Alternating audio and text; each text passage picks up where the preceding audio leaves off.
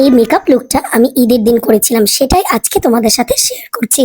এই কালারের ড্রেস থাকলে তোমরা কিন্তু এই মেকআপটা রিক্রিয়েট করতে পারো। সো প্রথমেই আমি আমার মেকআপ আই বেস করে নিয়ে দেন মোটা করে চোখের উপর একটু কাজল লাগিয়ে নিলাম।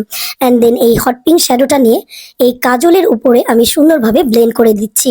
আই মেকআপ বা যে কোনো মেকআপের ক্ষেত্রে ব্লেন্ডিংটা কিন্তু খুবই জরুরি। ব্লেন্ডিং যত ভালো হবে মেকআপ কিন্তু ততটাই ফ্ললেস হবে। তো আমি ওই হট পিঙ্ক কালারটা নিয়ে আরো সুন্দরভাবে চোখের উপরে ব্লেন্ড করে দিচ্ছি।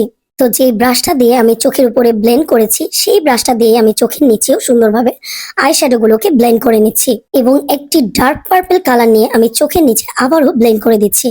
এতে করে চোখের মেকআপটা অনেকটাই ফুটে উঠবে। অ্যান্ড দেন একটা মেটাল হট পিঙ্ক কালার নিয়ে আমি আমার চোখের উপরে প্রেস করে বসিয়ে দিচ্ছি। ছোট্ট একটা মিনি গ্লিটার প্যালেট থেকে আমি গোল্ডেন কালারের গ্লিটার নিয়ে তারপর সুন্দরভাবে প্রেস করে বসিয়ে নিচ্ছি।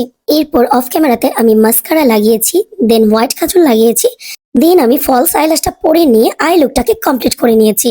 সো তোমাদের কাছে এই মেকআপ ভিডিওটা কেমন লেগেছে আমাকে কিন্তু অবশ্যই কমেন্ট করে জানিও। আর ভিডিওগুলো যদি ভালো লেগে থাকে তাহলে একটা লাইক, কমেন্ট এন্ড শেয়ার করে দিও।